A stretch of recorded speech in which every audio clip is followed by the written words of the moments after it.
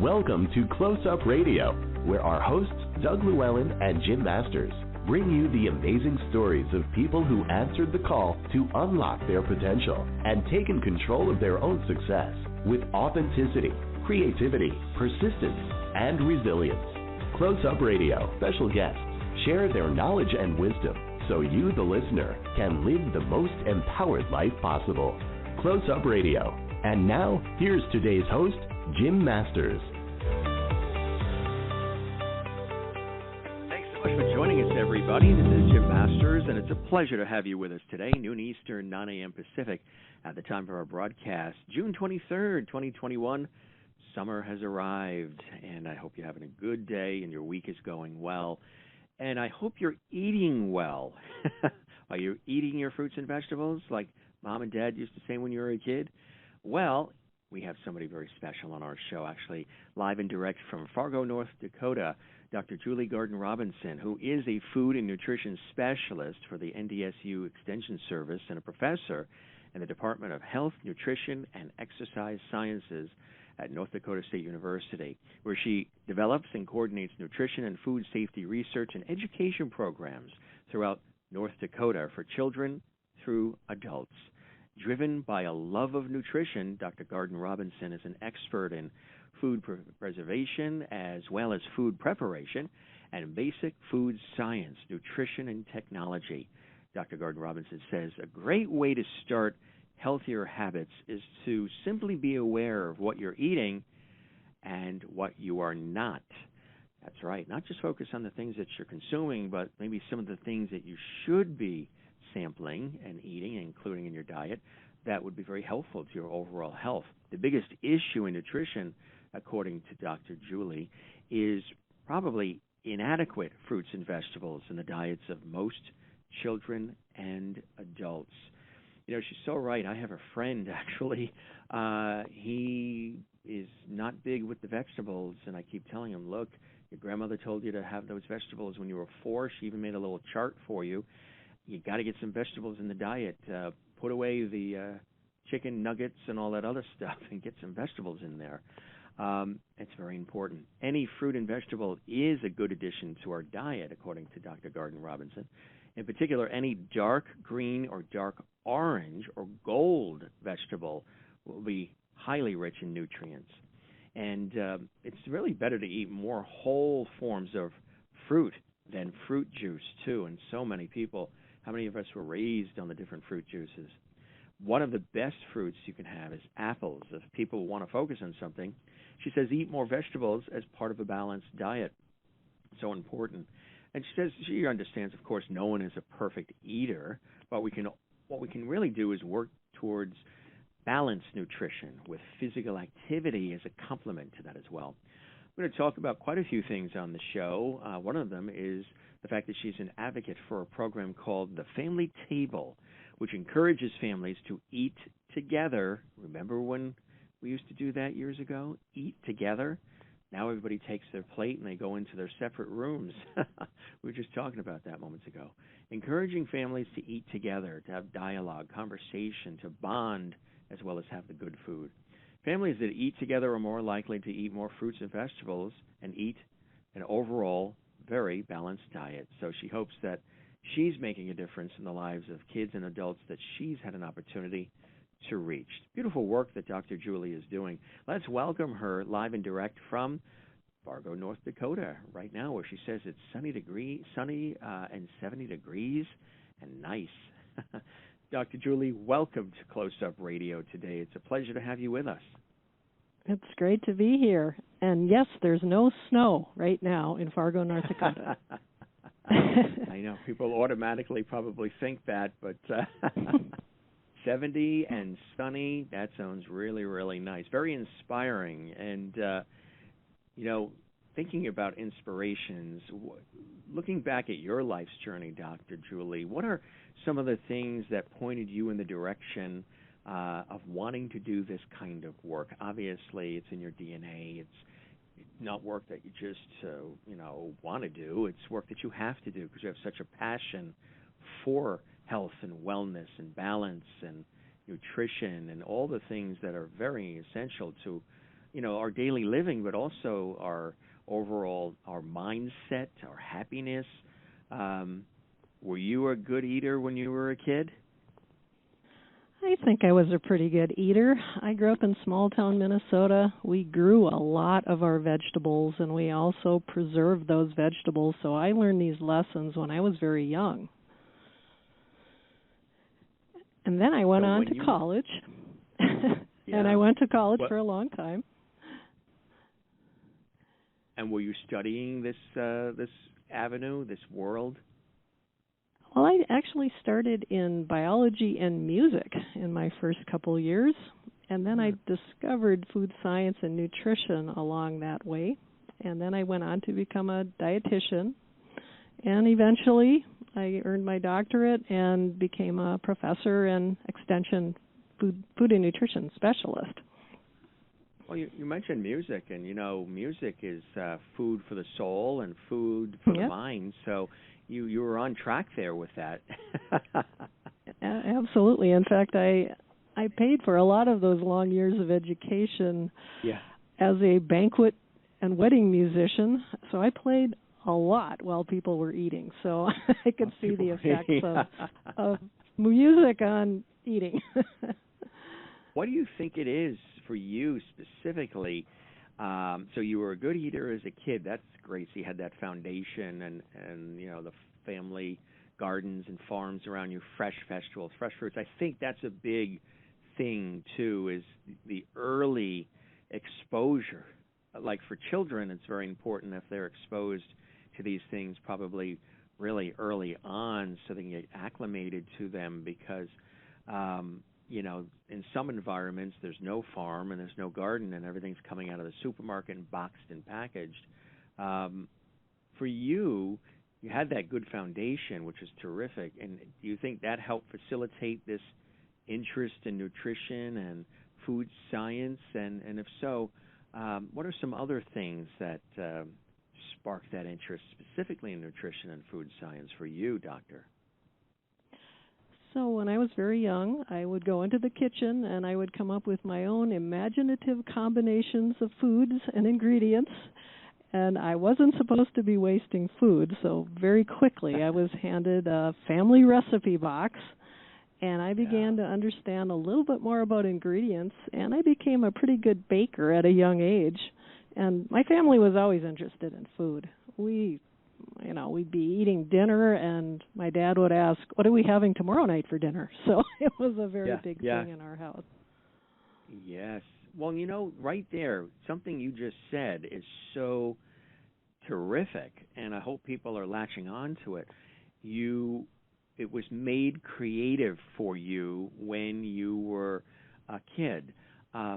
I think that when things are made in a way that it seems almost like a science project or it's a fun, creative moment, it will appeal more to a kid than if it was meant to be, well, you have to do that, don't ask questions, and just do it.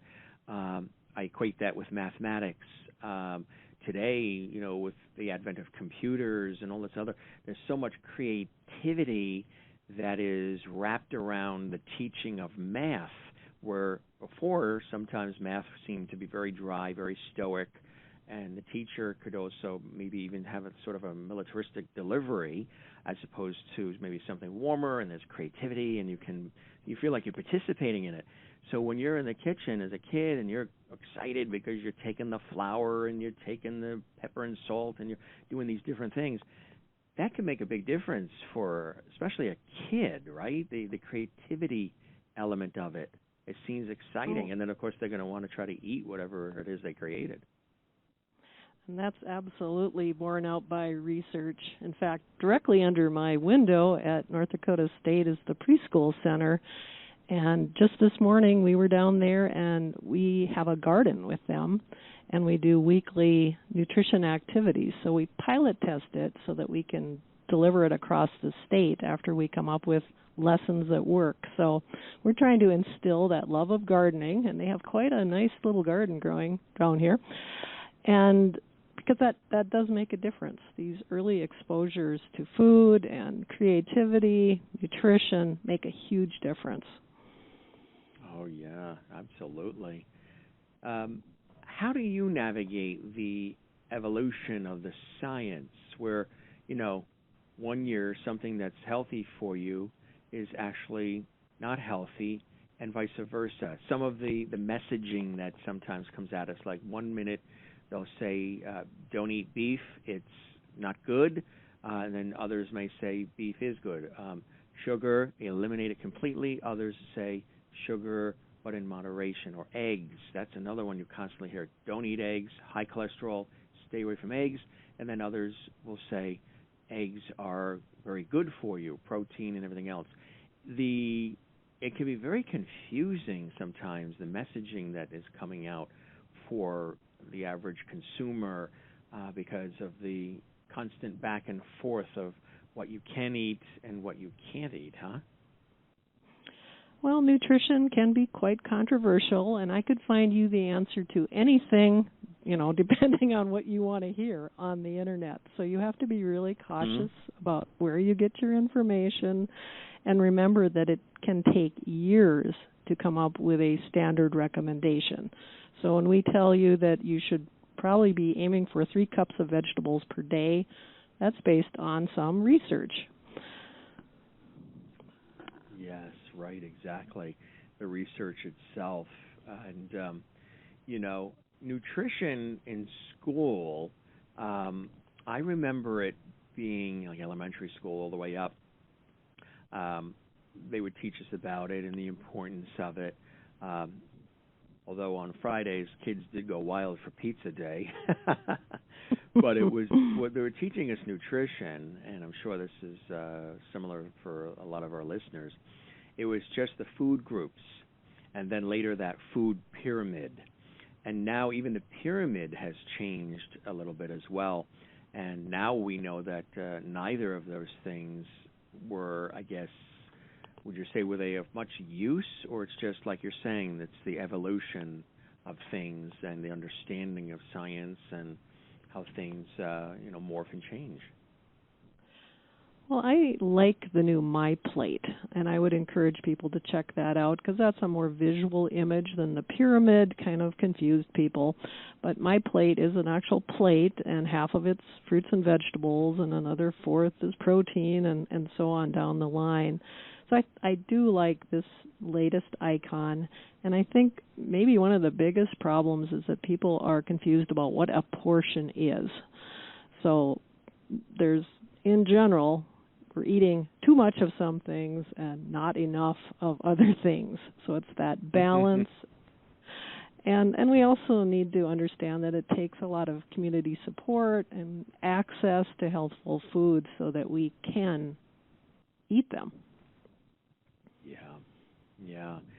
I was going to say, I wonder how many people were raising their hand in the audience when you were saying that. Oh, that sounds like me, or I've done that, and as we go along, it's really fascinating. The portion thing is interesting because of the fact that, with all the quote-unquote fat-free, low-fat stuff, you have the bag of potato chips in front of you, and people will have more, thinking that it's okay because it says low fat, low sugar, low this, that, and the other, or no fat.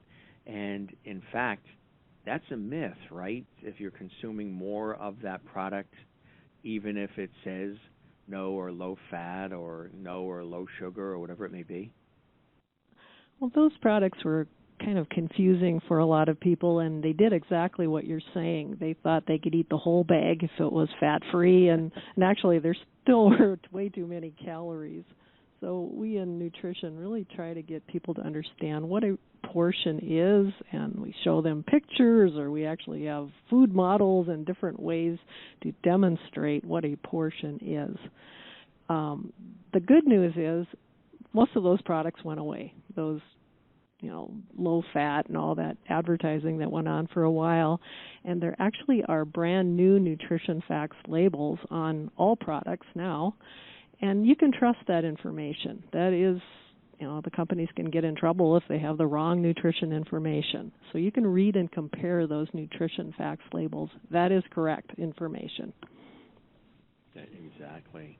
I think deep down, Dr. Julie, people understand that nutrition is so paramount to our overall health, but some of us, you can be an emotional eater where the emotion comes into play and takes control. Maybe you're celebrating with food a lot. Maybe you're using food as a numbing agent. Maybe you're using food because of the comfort that it provides you. I know during the pandemic, a lot of people have been they've been baking bread and things of that nature as well, which is wonderful. But a lot of people have been eating things they normally wouldn't eat, or they used to eat and then they stopped eating. Some of those comfort childhood foods that create some sort of sense of grounding and the world's going to be okay because they still make Captain Crunch cereal or something like that.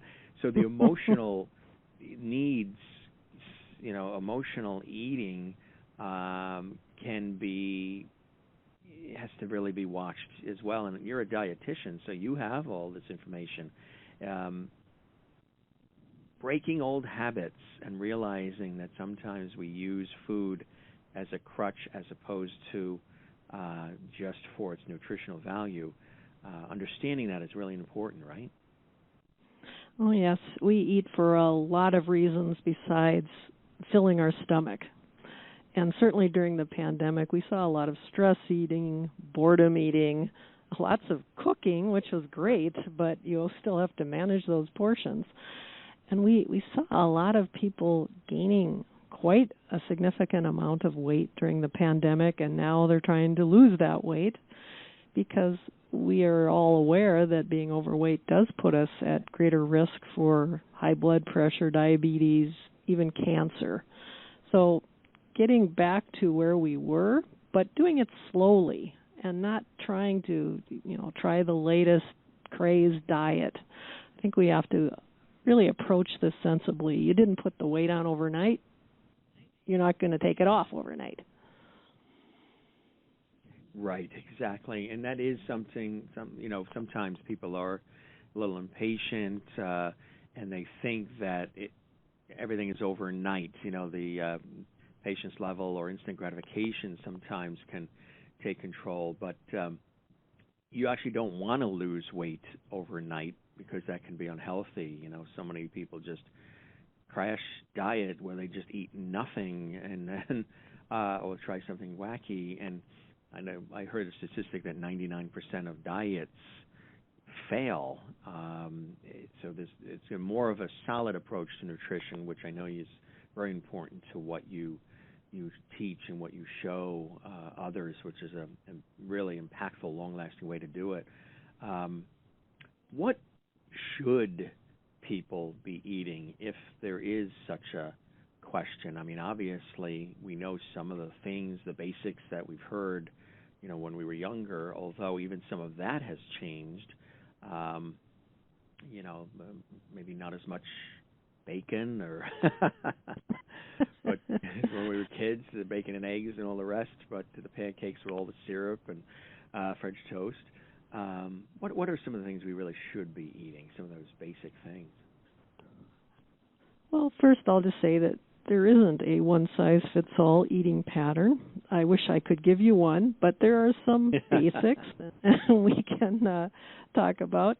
We all have different needs to some extent, depending on our age or activity, whether we're male or female. And you, lucky guy, get to eat more calories because you're male.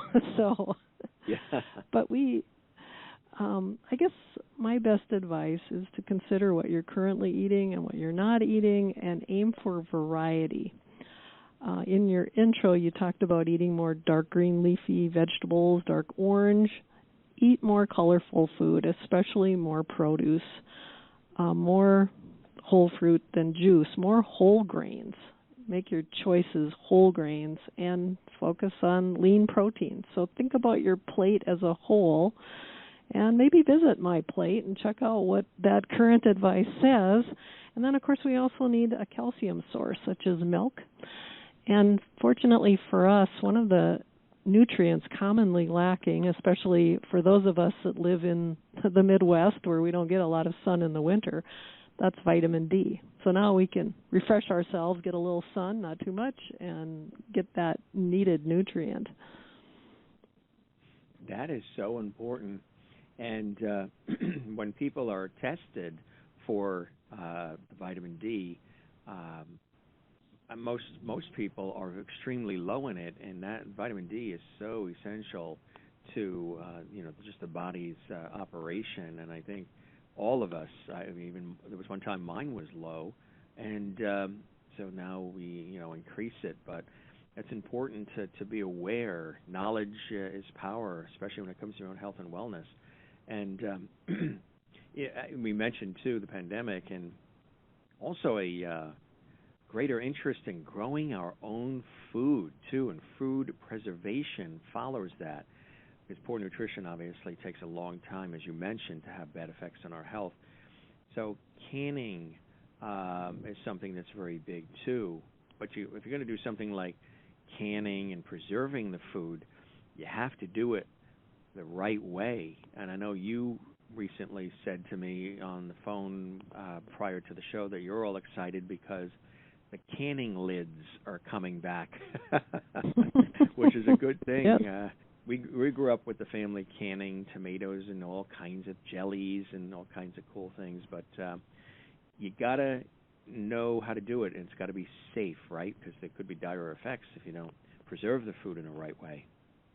That's right, and that's one thing that Cooperative Extension can help all your listeners. Go there. We have free information, and it's research-based about canning, freezing, drying, any type of food preservation.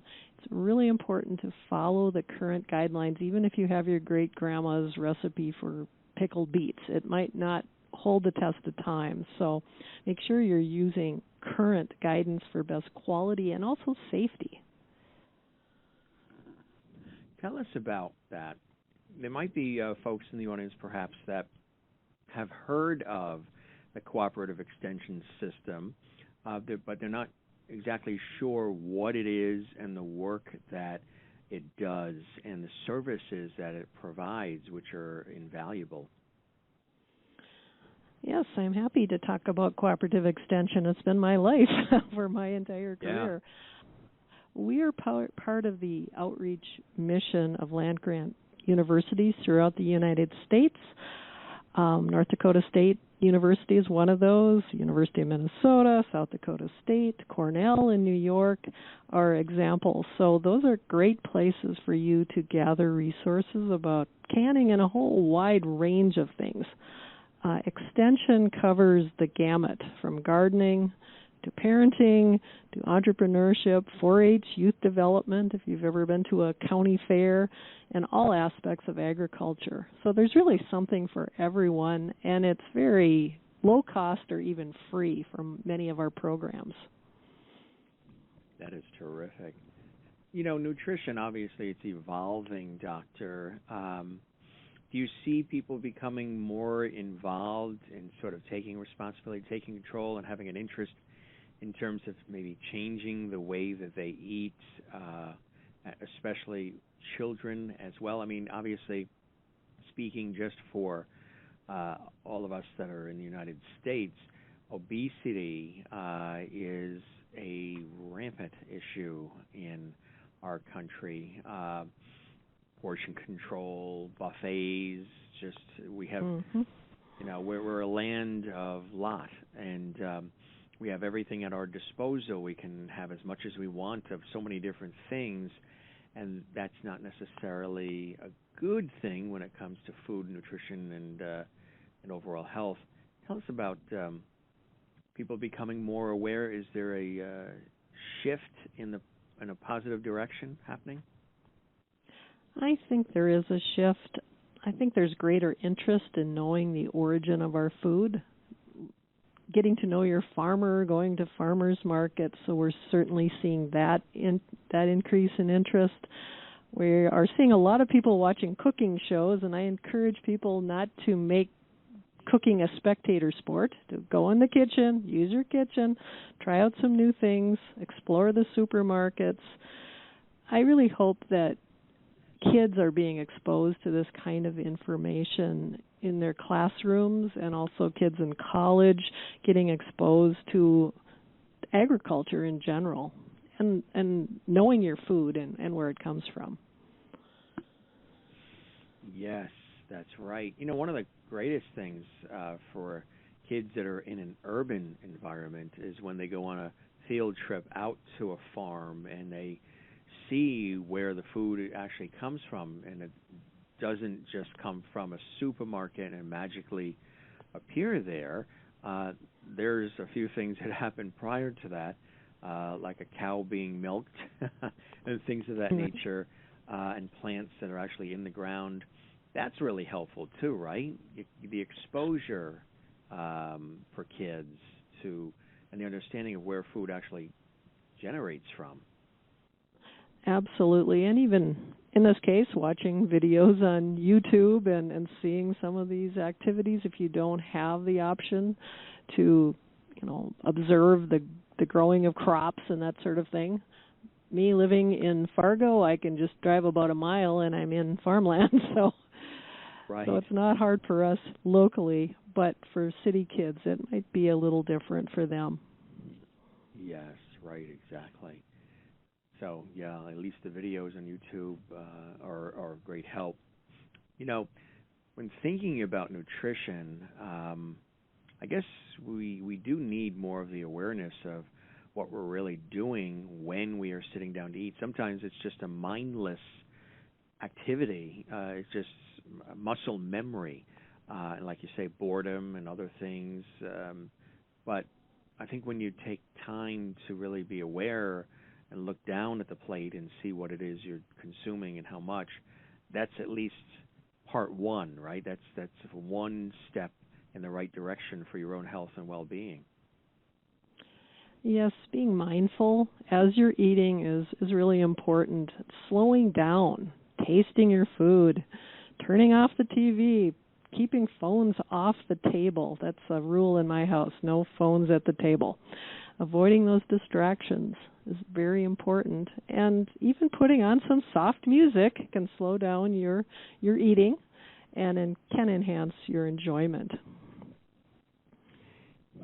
We've got maybe about 2 minutes left, but one thing that I mentioned in the beginning that I think is also really important, touched a little bit on it, but it's the family table, and it's eating together, which is very important. Tell us a little bit about that. Well, there's an abundant amount of research that shows just the value in many areas besides nutrition. That's, of course, an important area where people eat more healthfully when they eat together. But eating together with your teens and younger kids is important because it can reduce their risk behavior. They're less likely to try drugs and different risky behaviors. They're also more likely to do really well in school. So it has a wide expanse of benefits. We only have 60 seconds left, but you obviously thoroughly enjoy this work. You are all in, right? Something right. That is near and dear to your heart, isn't it? Absolutely. I hope I've made a difference in people's lives through teaching, writing, and mentoring of students. That would make me very happy. What is the website for people if they want to learn more? I think the easiest thing is to use your favorite search engine, whether it's Google, and just Google NDSU Extension Food. You can add my name if you want to read my Prairie Fair column I write every week, and just check that out. We have all kinds of resources, family table, you name it. Fantastic. It's so apropos that your name is Dr. Julie Garden Robinson. I kept Amazing that for how a that reason. worked out, huh? That worked out well. I was going to say. It's, I tell you, it's amazing. You're a delight to chat with, and you're doing work that is very impactful and very important. And we could all pay heed to your message, which you deliver in a way that I think is unique and important. You're not, pun intended, forcing the information down somebody's throat. You're doing it in a way that is very relatable and very approachable, and giving people the resources and information, because again, knowledge is power, and it's really important. I'll mention that website again if people do want to check you out, and just the whole program and everything that you guys are doing. www.ag.ndsu.edu/extension, that's the word extension, /food. And you can put Dr. Julie Garden-Robinson's name in there as well as part of your search. This is great work, again, that you're doing, and I wish you continued success in it, Doctor, and hope we get a chance to chat some more down the line. I just want to let the audience know that this episode is recorded in its entirety, so you can hear it again, and you can share the link with family and friends who you think would benefit from it. Doctor, thank you very much for being my guest today and joining us on the show. I really appreciate it, and hope we chat more down the line. It'll be a pleasure. Sounds good. Thank you very much. All right, and it's about lunchtime here right now, so I think I'm going to have a really good, healthy salad. That's great. That's it. All right, you take care, and you have a great day, and thanks for joining us again. Bye-bye now. Thank you. Bye. Dr. Julie Garden-Robinson. Again, the website, www.ag.ndsu.edu/extension/food. Really great conversation, and we appreciate her time. This is your host, Jim Masters, thanking you for your time this time. Till next time, stay tuned. I'll be back in less than 30 minutes with another incredible guest right here on Close Up Radio. Till then, for all of us, thanks for being with us. Eat well, and have a good day. Bye for now. You have been listening to a broadcast from Close Up Radio, a division of Close Up Television Incorporated. For more information about our show and to be considered for future broadcasts, please visit closeuptelevision.com. You may also learn about us on social media and listen to us on podcast and internet radio. Thank you for joining us, and we hope that you have an empowered and productive day.